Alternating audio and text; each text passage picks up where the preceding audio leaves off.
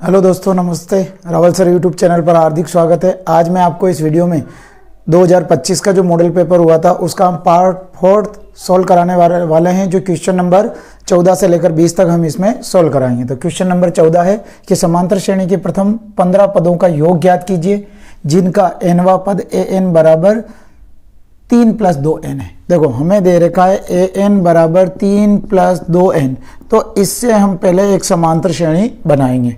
हमें लेकिन योग दे रखा है तो एसएन वाला सूत्र लगेगा, लेकिन पहले हम इससे हमारी एपी निकालेंगे। तो हमें एन है, इस एन की जगह हम 1 रखेंगे, 2 रखेंगे, 3 रखेंगे, जिससे कि हमारी वो एक समांतर श्रेणी बन जाए। तो एन बराबर हमने रखा 1, तो 3 + 2 × 1, 3 + 2, तो ये आ गया 5, यानी पहला पद 5। ऐसे हमें एन बराबर 2, तो 3 + 2 × 2, तो 3 + 4, ये आ गया 7। और एक और रखा हमने n बराबर 3, तो 3 + 2 × 3, और 3 + 2 को 3 से गुणा करेंगे 6 और 9। तो हमारी जो समांतर श्रेणी बनी एपी, यानी 5, 7 और 9 डैश, ये हमें बनी। अब देखिए हमें कितने पदों का योग निकालना है, 15 पदों का योग, यानी कि हमें n की जगह रखना है 15, a का मान है 5 और d निकाल लेते हैं। तो d बराबर n, दूसरे पद में से पहले पद को घटा देते हैं, तो 7 - 5, तो बराबर ये आ गया हमारे पास में 2। तो d का देखो n की जगह 15, a की जगह 5 और d की जगह हम रखेंगे 2, और सूत्र लिखेंगे हम Sn वाला। क्यों? क्योंकि हमें 15 पदों का योग ज्ञात करना, और योग का मतलब Sn। तो Sn बराबर n/2 कोष्टक 2a + n - 1d, ये हमारा Sn का सूत्र है। n की जगह हमें रखना है 15, 15/2, 2 × a की जगह 5 प्लस n की जगह 15 -1 और इंटू d का मान हमने निकाला था 2, ये हमने इसमें रख दिया। 15/2, 2 को 5 से गुणा किया 10, और 15 में से 1 गया तो 14, और इंटू 2, 15/2 10 प्लस 14 को 2 से गुणा करेंगे 28, 14 दूनी 28, 15/2 इंटू जोड़ लिया 38। अब 38 को हम 2 से काट दो, 2 एकम 2, 1 बचा, 2 निम 18, तो संख्या आ गई 15 × 19। 15 को हम 19 से गुणा कर लेंगे, तो 15 नंबर की 135, 135 का 5 हासिल 13, 15, 16, 17, 18 और 10 28, यानी 285 हमारा 15 पदों का योगफल होगा। क्वेश्चन नंबर 14 का अथवा वाला है कि एक समांतर श्रेणी में 60 पद हैं, यदि इसका प्रथम पद और अंतिम पद क्रमशः 7 तथा 125 है तो 32वां पद ज्ञात कीजिए। देखिए हमें इसमें दे रखा एक तो प्रथम पद और एक अंतिम पद। अंतिम पद का मतलब होता है an और प्रथम पद का मतलब होता है a, यानी a बराबर दे रखा हमें 7 और an बराबर दे रखा हमें 125, और इस एक समांतर श्रेणी में कितना पद है 60, और n की जगह दे रखा है हमें 60, लेकिन है तो 32वां पद ज्ञात कीजिए। लास्ट में हमें 32 रख करके, यानी n की जगह 32 रख करके भी हमें वापस सोल्व करना, यानी कि हमें n की जगह 60 रख करके, तो हम इसमें देखो a का मान है, n का मान है, तो n का मान है, तो हमारे पास में d का मान नहीं है, तो अब इसके जरिए तो हम d का मान निकालेंगे। d का मान निकालने के बाद में फिर हम n की जगह 32 रख करके सवाल को सोल्व करेंगे। तो हमारा समांतर श्रेणी में पदों की संख्या ज्ञात करने का सूत्र है an बराबर a + n - 1d। अब इसमें देखो हमें an का मान तो दे रखा है 125 बराबर a का मान है 7, n की जगह 60 - 1 और d का मान हमें ज्ञात करना। 7 प्लस के इधर आएंगे तो माइनस के, तो 125 - 7 बराबर 60 में से 1 गया तो 59, और 59 को हमने d से गुणा किया तो 59d। 125 में से 7 घटाते हैं तो ये बचते हैं हमारे पास में 118 बराबर 59d। अब ये 59 इंटू में तो इसके बटे में आ जाएगा, तो 118/59 बराबर d। इसको काट दो तो ये 9 दूनी 18, यानी 2 बार कटेगा, तो d का मान आ गया हमारे पास में 2। अब हमें d का मान है, यानी d का मान कितना आया 2। अब देखो हमें an से तो हमें d का मान निकाल लिया, अब हम a की जगह 7 रखेंगे, डी की जगह 2 और n की जगह हम 32 रख करके सवाल को सोल्व करेंगे, क्योंकि हमें 32वां पद निकालना। तो वापिस हमने सूत्र लिखा ए एन बराबर ए plus N minus 1 D. A N बराबर ए का मान तो है अपने पास में 7, एन की जगह 32 माइनस 1 और डी की जगह रखेंगे हम 2। ए एन बराबर ए प्लस 31 इंटू 2, 7 प्लस 31 को 2 से गुणा करो, 2 एकम 2, 2 तिया 6 और इसमें जोड़ लो 6 9। तो यानी कि हमारा जो 32वां पद होगा वो 69 होगा। तो इस प्रकार 15 है कि बिंदुओं 4 0 और 0 माइनस 8 को मिलाने वाले रेखाखंड को 4 बराबर भागों में विभाजित करने वाले बिंदुओं के निर्देशांक ज्ञात कीजिए। देखो, जब हमें कोई भी सवाल ऐसा आ जाए, किसी एक रेखाखंड को अगर 4 भागों में बांट रहा है, 6 भागों में बांट रहा है या 2 भागों में बांट रहा है, तो ऐसी कंडीशन में हमें उसके मध्य बिंदु के निर्देशांक निकालने होते हैं।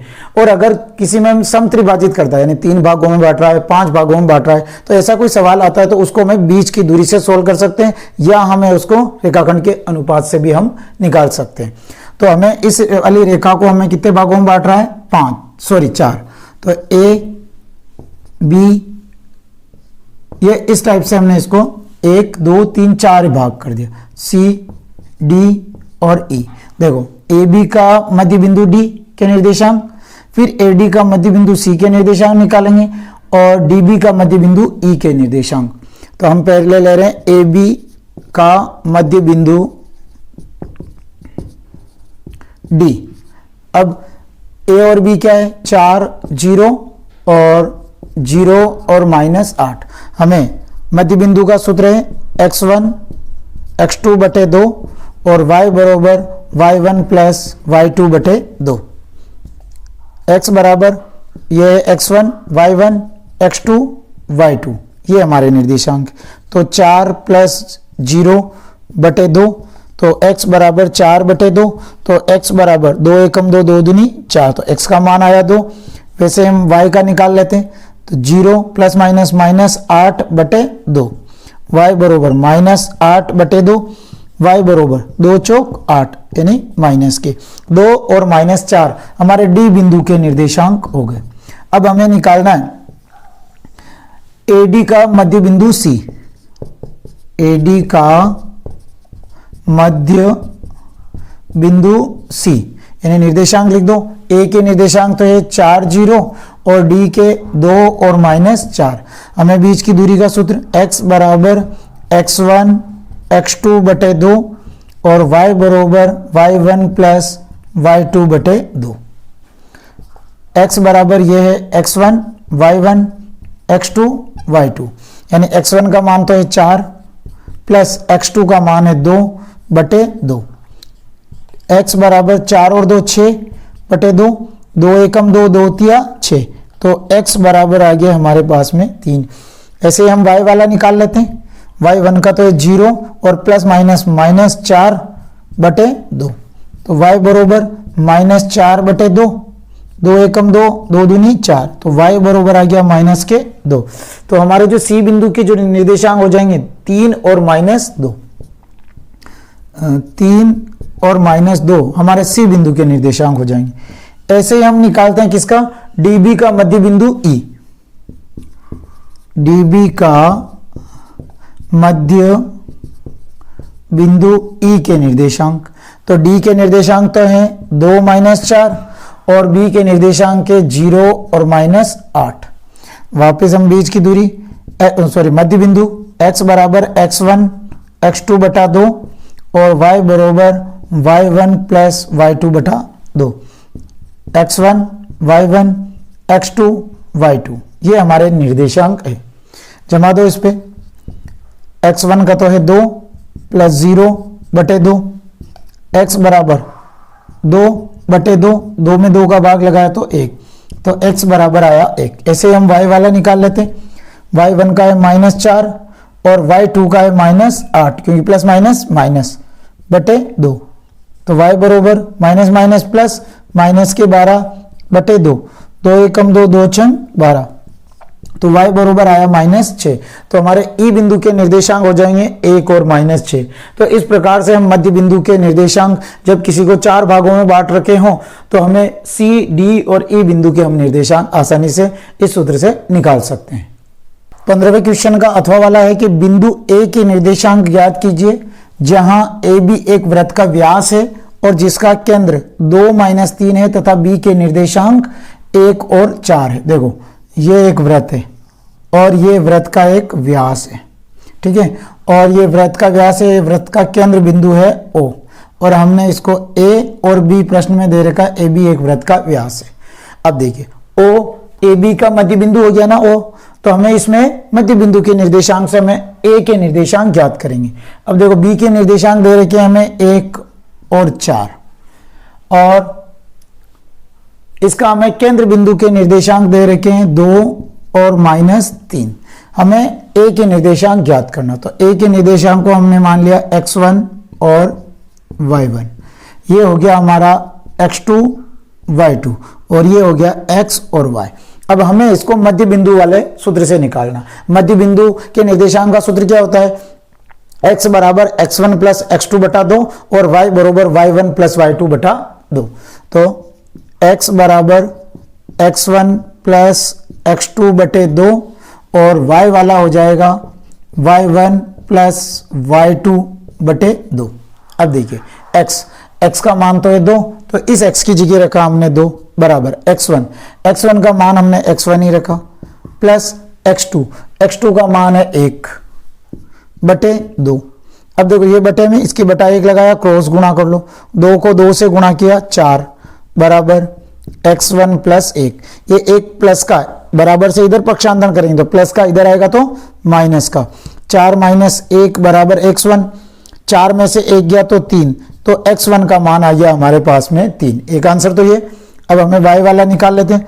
y के निर्देशांक के -3 बराबर y1 का है y1 प्लस y2 का है 4 बटे 2, ये बटे में बटा 1 क्रॉस गुणा, 2 को -3 से गुणा किया तो -6 बराबर y1 प्लस 4, ये प्लस के 4 है बराबर से इधर पक्षांतरण करेंगे तो माइनस के, तो -6 -4 बराबर y1, माइनस माइनस होता है प्लस लेकिन साइन लगता है माइनस का, तो -10 बराबर y1।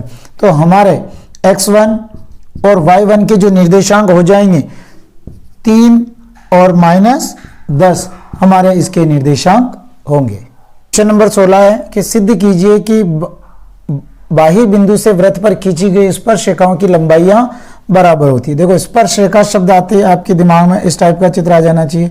ये वृत्त का बाह्य बिंदु हमने ले लिया P और इससे 2 स्पर्श रेखाएं हमने खींच दी और इसका नाम दे दिया हमने A और इसका नाम B, और ये वृत्त का केंद्र बिंदु है O, हमने O को A से मिला दिया और O को B से भी मिला दिया।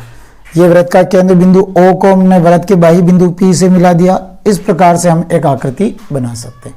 अब देखिए जब स्पर्श रेखा और ये है त्रिज्या, ये तो स्पर्श रेखा और ये है त्रिज्या, स्पर्श रेखा और त्रिज्या के बीच में हमेशा 90 डिग्री का कोण बनता है। स्पर्श रेखा और त्रिज्या के बीच में 90 डिग्री का कोण बनता है। ये हमें अब देखिए हमें एक त्रिभुज तो ये बन रहा है OAP और दूसरा त्रिभुज है OBP। हमें सिद्ध क्या करना है कि सिद्ध कीजिए कि बाह्य बिंदु से वृत्त पर खींची गई स्पर्श रेखाओं की लंबाइयां बराबर होती है, यानी ये स्पर्श रेखा और ये स्पर्श रेखा हमें बराबर बतानी। तो हमें सिद्ध करना है, सिद्ध करना है हमें कि PA बराबर PB, PA बराबर PB, 2 स्पर्श रेखाएं क्या होती है बराबर होती है, हमें प्रूव करना। तो हमें 2 त्रिभुज लेते हैं। तो त्रिभुज देखो, त्रिभुज OAP में, त्रिभुज OAP में और दूसरा त्रिभुज OBP में, त्रिभुज OBP में हमने ये दोनों त्रिभुज का नाम लिख लिया। अब देखो OA बराबर OB, OA और OB बराबर क्यों है? क्योंकि ये वृत्त की एक ही वृत्त की त्रिज्या है, तो हमने लिख दिया इधर OA बराबर OB, और एक ही वृत्त की जब त्रिज्याएं होती है तो वो क्या होती है बराबर होती है, तो समान त्रिज्याएं, एक ही वृत्त की त्रिज्या है, समान त्रिज्या। अब हमने लिखा कोण OAP, क्या लिखा हमने, कोण OAP बराबर कोण OBP, कोण OBP। कोण का मतलब जैसे OAP में कोण किस पे बन रहा है, A पे, कोण OBP कोण किस पे बन रहा है, B पे। तो प्रत्येक देखो ये कोण A और कोण B दोनों बराबर हैं, तो कितने डिग्री का है, प्रत्येक 90 डिग्री, दोनों 90 डिग्री के हैं। अब हमने लिखा OP बराबर OP, यानी OP जो भुजा है इस त्रिभुज की भी है और ये OP जो भुजा है जो हमारे इस वाले त्रिभुज की भी भुजा है। OP बराबर OP, और इसको बोलते हैं हम, क्या बोलते हैं, उभयनिष्ठ भुजा। अब देखिए, अब हम वापस त्रिभुज का नाम लेंगे। त्रिभुज OAP सर्वांगसम है त्रिभुज OBP के। अब कौन से नियम से, देखो भुजा कोण भुजा, यानी भुजा को हम क्या बोलते हैं, साइड एंगल साइड, नियम से क्या है, ये सर्वांगसम है। अब हमने ये इसका नियम लिख दिया। अब जब किसी त्रिभुज में दो भुजाएं बराबर होती है तो तीसरी भुजा भी क्या होती है, उसके बराबर होती है। तो हम लिखेंगे नीचे, अतः PA और PB भी क्या है, PA किसकी, OAP की, त्रिभुज OAP की भुजा है, और PB किसकी है, OBP की भुजा है। तो दोनों भुजाएं भी क्या होगी, बराबर होगी। अतः PA बराबर PB, और दोनों स्पर्श रेखाएं क्या होगी, समान होगी। दोनों स्पर्श रेखाओं की लंबाइयां बराबर होगी। इस प्रकार से हम सवाल को सॉल्व कर सकते हैं। क्वेश्चन नंबर 17 है कि बारंबारता बंटन का माध्य ज्ञात कीजिए। ये हमें x दे रखा है और ये हमें f दे रखा है। हमें निकालना है इसका माध्य। माध्य का मतलब सिग्मा fx बटा सिग्मा f, यानी f और x दे रखा है तो सिग्मा fx का मतलब fx का क्या होगा, f इंटू एक्स। तो हम पहले लिखेंगे f इंटू एक्स, गुणा करेंगे 5 को 5 से, 5 पंजे 25, 6 8 48, 9 7 63, 12 7 12 8 96, 6 9 54, 10 चंग 60 और 11 चौक 44। ये हमने इसका गुणा कर लिया। देखो हमारा सूत्र क्या है, x बार बराबर सिग्मा एफ एक्स बटा सिग्मा एफ। सिग्मा का मतलब होता है योग किसका, f इंटू एक्स। हमने f इंटू एक्स कर लिया।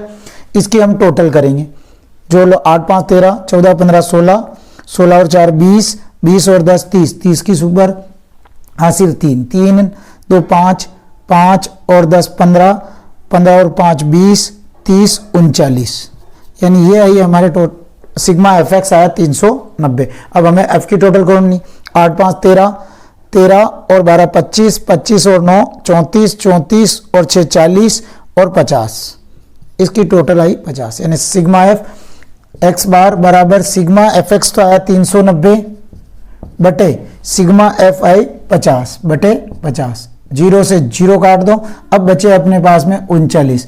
39 में आप 5 का भाग लगा दो, 5 7 35, 4 बचे 0.0, 5 8 40 और इसको घटाया तो 0। हमारा आंसर क्या आया, 7.8। तो x बार बराबर 7.8।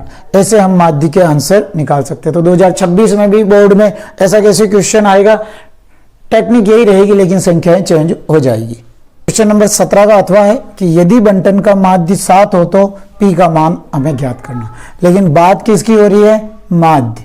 माध्य में हम सूत्र लगाते हैं सिग्मा एफ एक्स बटा सिग्मा एफ। हमें पहले इसका गुणा करेंगे f इंटू एक्स, तो f इंटू एक्स गुणा कर लो। 2 को 1 से गुणा किया 2, 5 को 5 से गुणा किया 25, 4 को p से गुणा करेंगे 4p और 9 को 7 से गुणा करेंगे 9 7 63 और 10 को 3 से गुणा करेंगे 10 3 30। ये हमने इसकी टोटल कर दी। अब देखिए जब हम किसी भी संख्या को, हमारा सूत्र क्या है पहले तो x बार बराबर सिग्मा एफ एक्स बटा सिग्मा एफ। हमें जब टोटल करेंगे तो 4p को पहले आप ऐसे गोला बना दो जिससे कि आपकी गलती नहीं हो। तो हमने पहले लिख दिया 4p। अब दूसरी संख्याओं को जोड़ो, 2 और 5 7, 7 और 3 10, 10 की सुपर हासिल 1, 1 और 2 3, 3 और 3 6 और 6 12, यानी ये आया अपने पास में 4p प्लस 120, किसका आया? सिग्मा fx आया। अब हमें इधर इसका भी निकाल लो f, तो इसमें जोड़ लो 6 4 10 और 10 20, यानी सिग्मा f आया अपने पास में 20।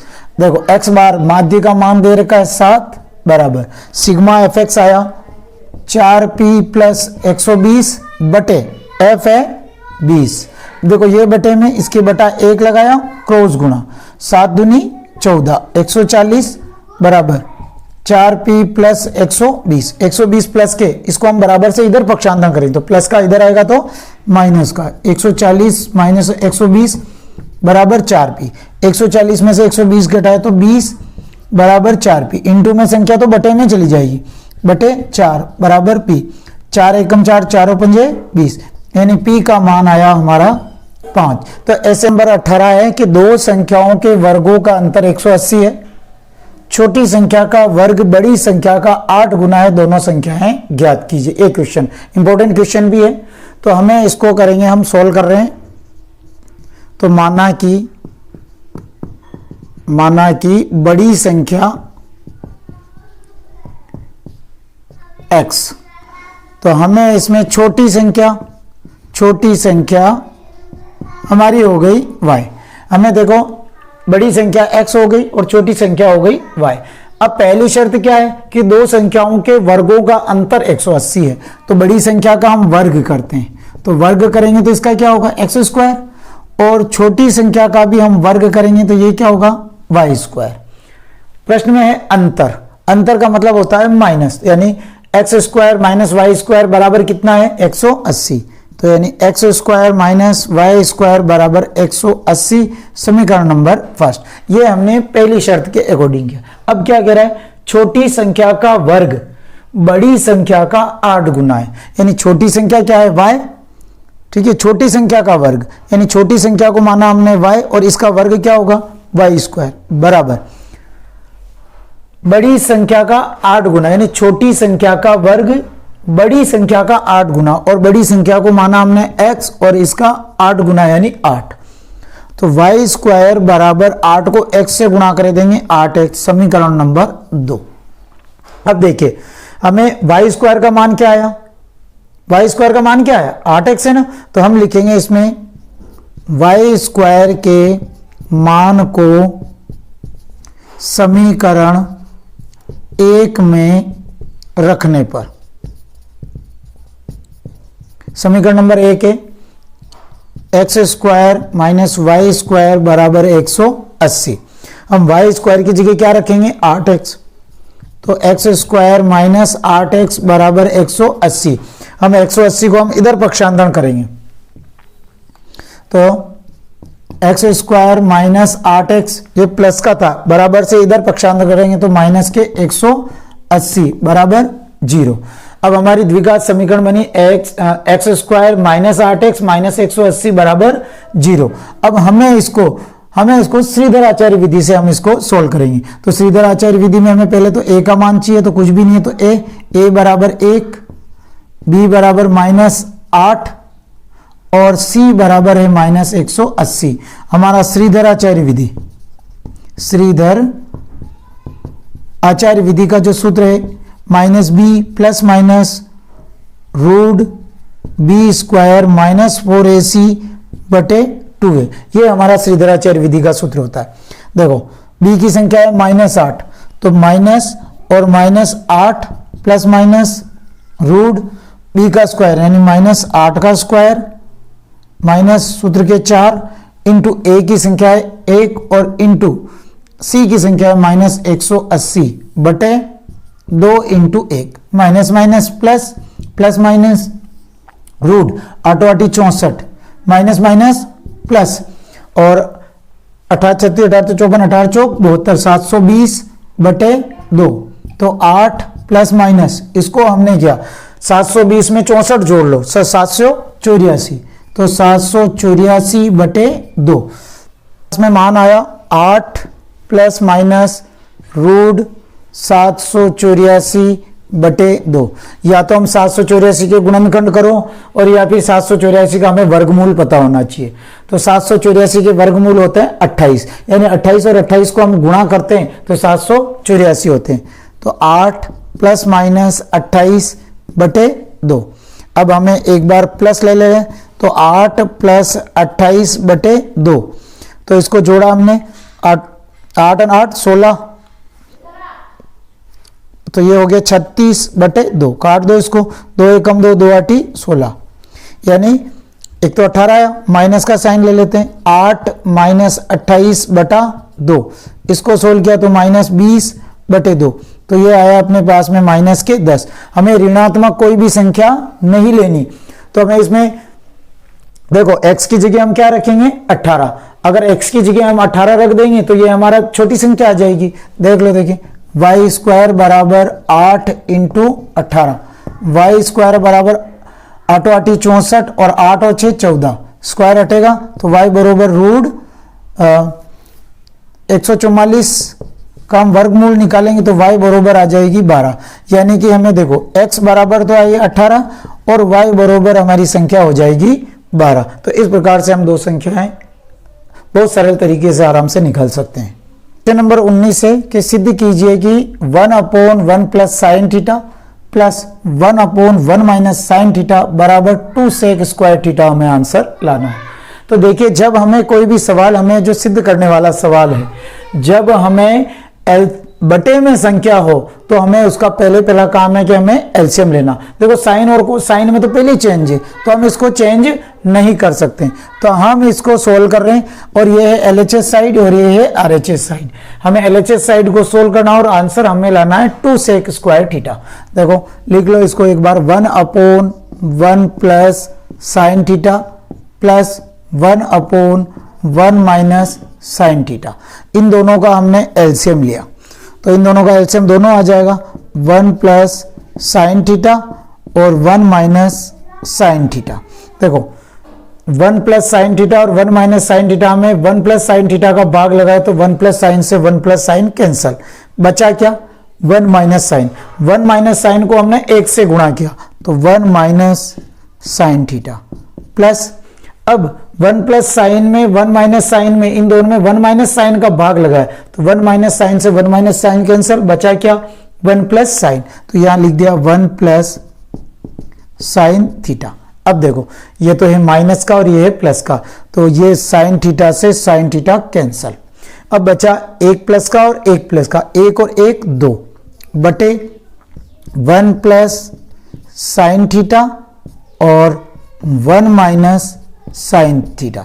एक सूत्र है अपना कि x + y और x - y बराबर होता है x² - y², यानी इस वाले को हमें, नीचे वाले को, तो ऊपर तो बचे हमारे पास में 2 और इसको हमें देखो इसमें जमाना है तो 1 के स्क्वायर लगाने की जरूरत नहीं, तो 1 - sin स्क्वायर थीटा हमने लिख दिया।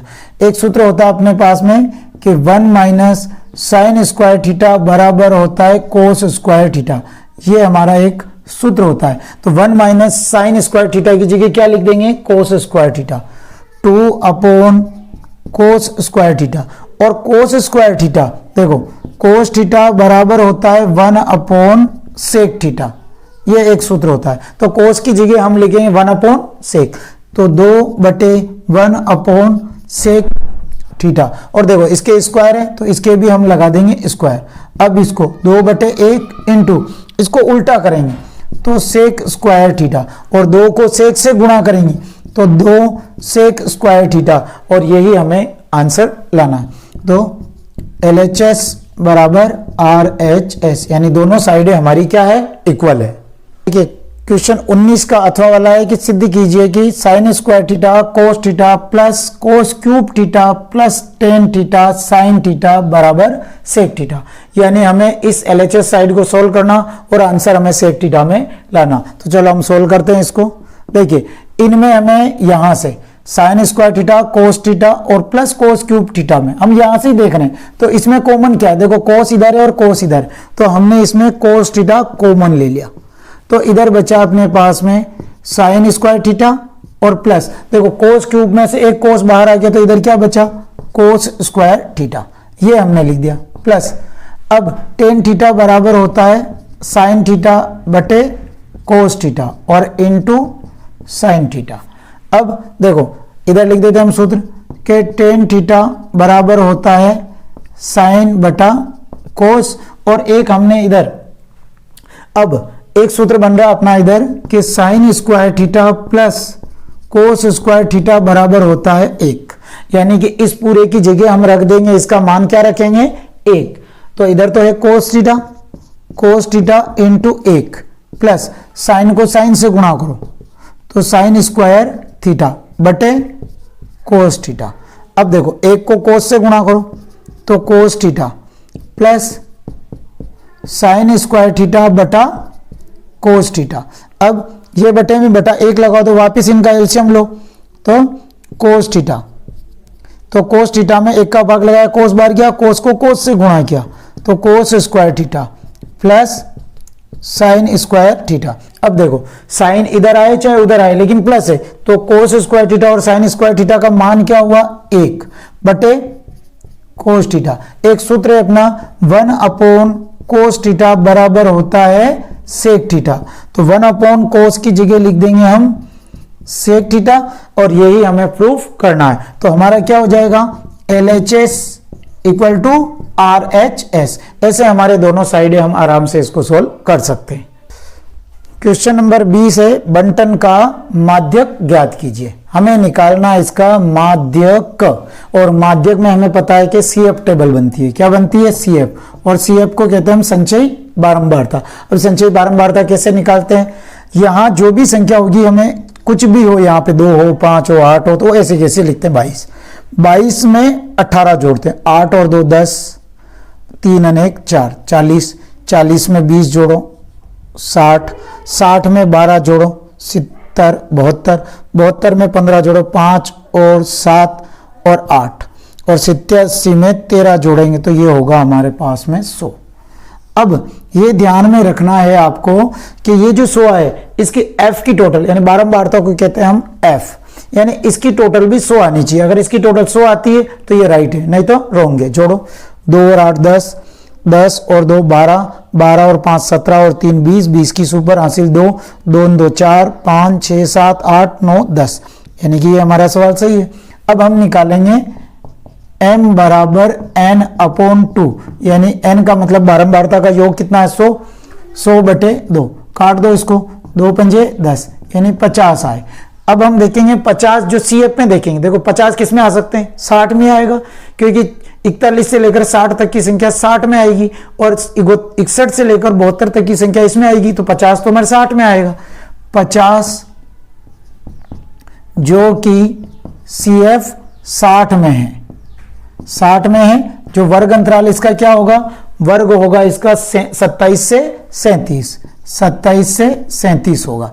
अब हमें इसके अंडरलाइन कर लेंगे, ये अंडरलाइन करने के बाद हम सूत्र लिखेंगे माध्यक का L प्लस n बटा 2 माइनस CF बटा F इंटू H, यानी L का मान तो 27, F का मान 20 और CF का है 40, तो ये है 27 और H का मतलब इनमें अंतर कितने 17 में से 7 गए तो 10, ये 50 माइनस CF है 40 बटे 20 और इंटू H है अपने पास में 10, तो 27 प्लस 10 बटा 20 और इंटू कितना है 10, 10 को 10 से गुणा कर लो तो 27 प्लस 100 बटा 20, 0 से 0 काट दो, 2 एकम 2, 2 पंजे 10, तो 27 प्लस 5 और 27 और 5 को जोड़ेंगे तो 32, ये हमारे माध्यक का आंसर होगी। और ये 32 है हमारे 27 और 37 के बीच में ही आ रहे हैं। आपके जब माध्यक निकालते हो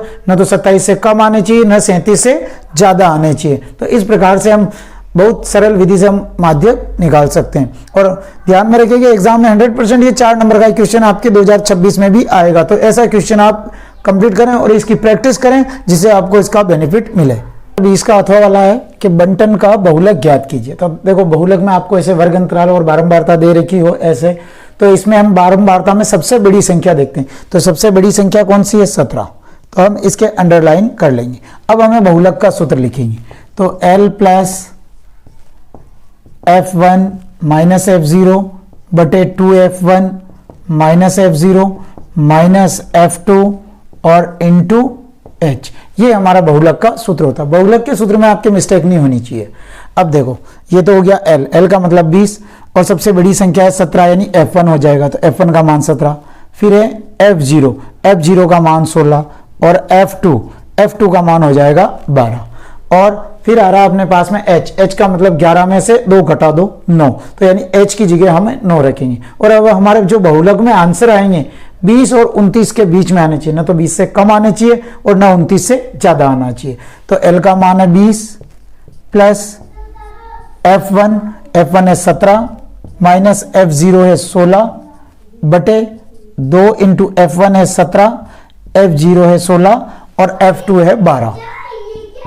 और फिर इसके पास में H है अपने पास में 9, तो 20 प्लस 17 में से 16 गया तो 1 बटे 17 को 2 से गुणा करेंगे, 17 दूनी 34 माइनस माइनस प्लस, अब 6 और 2 8 और 2 28 और इंटू 9, ये हमारा हो गया। अब देखो 9 को हम 1 से गुणा करेंगे तो 20 प्लस 9 और 34 में से हम 28 घटाएंगे, तो 34 में से 28 घटाए तो बच आए कितने 6। अब हमें 9 में 6 का भाग लगा देंगे, तो 6 एकम 6, 3 बचे 0.0, 6 पंजे 30 यानी 20 प्लस यानी 1.5 आया तो 1.5, 20 में हम 1 जोड़ देंगे तो 21.5। 2025 का जो बोर्ड की जो परीक्षा का हुआ था उसमें मैंने आपको क्वेश्चन नंबर 14 से 20 तक मैंने आपको ये सोल्व कराए। आप इस वीडियो को आपको पूरा देखें, 2-3 बार आप इस वीडियो को देखें। मैं कह रहा हूं कि 100% कह रहा हूं मैं आपको 2026 के एग्जाम में हद से ज्यादा आपको इसका बेनिफिट मिलेगा। यह वीडियो आपको कैसा लगा कमेंट सेक्शन में लिखें और चैनल को सब्सक्राइब करें। जय हिंद, जय भारत।